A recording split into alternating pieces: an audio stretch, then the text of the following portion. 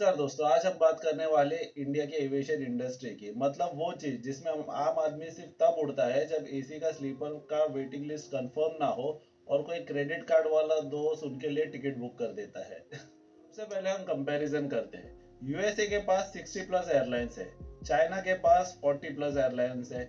India जिसे हम विश्व गुरु कहते हैं, बस कुछ ही गिने चुने 5-6 बड़े नाम हैं। उनमें से भी आधे हमेशा अंडर रिपेयर होते हैं। हमारे यहाँ एयरलाइंस की कंपनी इतनी कम है और उसमें भी एक ही कंपनी की मोनोपोली है जो 60% मार्केट शेयर लेके बैठी है। अगर ये कंपनी चली तो चली, नहीं तो बाकी सब राम भरोसे है। जो दुनिया की सबसे बड़ी डेमोक्रेसी है, ये उसका अभी हाल चल रहा है। इंडिया में गवर्नमेंट डिसीजन का पैटर्न बहुत ही सिंपल है। पहले ऑर्डर निकालो, फिर सोचो, फिर बोलो। पब्लिक को एडजस्ट हो जाना चाहिए। पहले डिमोनेटाइजेशन आया था, लोग लाइन में खड़े थे। कोविड में इन्होंने ट्रांसपोर्टेशन भी बंद कर दिया था, लोग घर तक पैदल चले गए थे। इनके फार्म लॉस की वजह से किसान लोग पूरे बॉर्डर पे बैठ गए थे। अब एयरलाइंस में मैस हुआ है, एयरपोर्ट पे लोग अटके पड़े हैं।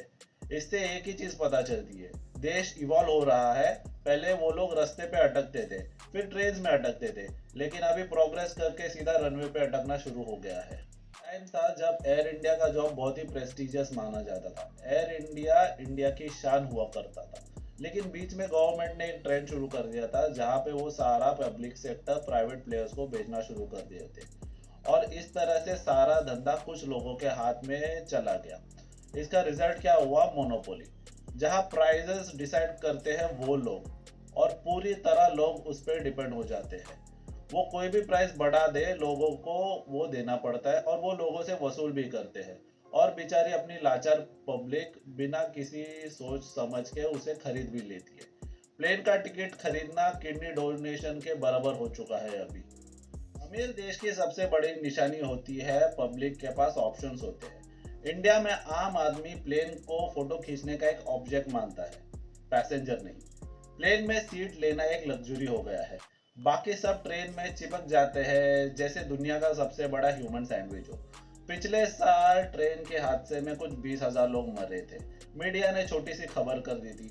जब आज एविएशन का मेल्टडाउन हुआ है, मीडिया एक्सक्लूसिव रिपोर्ट कर रही है एयरपोर्ट को क्या हुआ।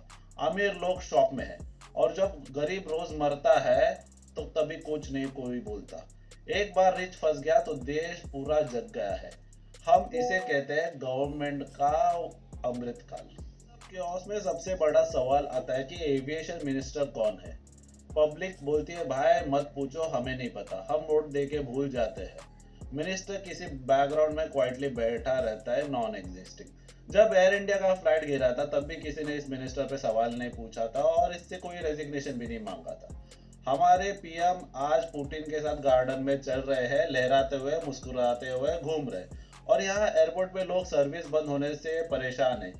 ये देश प्रोग्रेस इंडिकेटर इस तरह से डिसाइड करता है कि हम विदेशियों के साथ हाथ में हाथ पकड़ के घूमेंगे। रनवे पे लोग अटके मरे, हमें कुछ फर्क नहीं पड़ता। बस बैठ के हम क्रिकेट का स्कोर पूछेंगे एक दूसरे से। फेलियर से सबसे ज्यादा किसको दर्द हुआ है? अमीर लोगों को, जो अमृत काल का शॉट अपने एसी लिविंग रूम से देख रहे हैं। थाली बजाने से फ्री होके अब ये कंप्लेन कर रहे हैं कि यार ये क्या हो गया, प्लेन डिले क्यों है, डेमोक्रेसी इज इन डेंजर। और हमारे बेचारे गरीब लोग बोल रहे हैं welcome to our world bro, हम तो रोज डिलेड ही होते हैं। सवाल यह है कि कोई मीडिया हाउस गवर्नमेंट को क्वेश्चन पूछेगा क्या? नहीं पूछेगा। कोई प्रोटेस्ट करेगा? बिल्कुल नहीं करेगा। यह प्रोटेस्ट सिर्फ तब होता है जब बिग बॉस में इनका फेवरेट कंटेस्टेंट बाहर हो जाता है। अगर आपकी एविएशन कोलैप्स हो गई तो पब्लिक बोलते हैं अरे छोड़ो ना यार, बैठ के रील्स देखो। बात बड़ी सिंपल है दोस्तों।